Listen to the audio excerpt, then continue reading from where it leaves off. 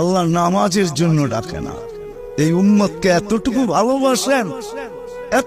ভালোবাসেন যে আল্লাহ কথা বলার জন্য ডাকেন, নামাজের জন্য ডাকেন না। এই জন্যই মনে হয় কিতাবালা লেখছে মুসাল্লি উনাজি রব্বা, নামাজি আল্লাহর সাথে কথা বলে। রাত্রটা যখন পার হয়ে যায়, সুবে সাদেক যখন হয়ে যায়, তো আল্লাহ চিৎকার দিয়ে মনে হয় বলতে থাকেন, রাতটা পার হয়ে গেল, তোর সাথে কথা হইল না, জলদি একটু উঠ না, একটু আয় না, তোর সাথে একটু কথা বলি না। আবার যখন সকালেরটা ফজরেরটা শেষ হয়ে যায়, আবার দুপুর আসে, তখন যেন আল্লাহ বলতে থাকে, সেই সকালে কথা হইলো, এখন তো দুপুর হয়ে গেল, তোর সাথে কথা হয় না, একটু আয় না, দুপুরে একটু কথা বলি না।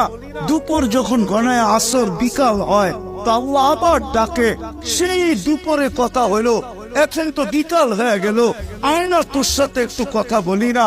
বিকালের পরে যখন সূর্য ডুবে যায়, তো আল্লাহ আবার বলে, সেই বিকালে কথা হইলো, আর সূর্যটা ডুবে গেল, এখন তো রাত্রই হয়ে গেল, আয় না, তোর সাথে একটু কথা বলি না, যেটাকে মাগরিব বলে। আপনি বলবেন এশারের সময় কেন কথা বলে?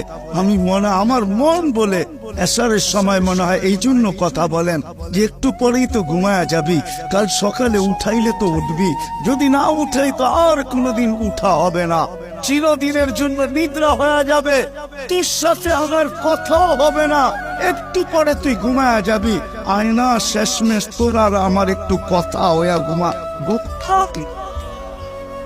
আমার তো মনে হয় আল্লাহ কথা বলার জন্য ডাকে, নামাজের জন্য ডাকে না।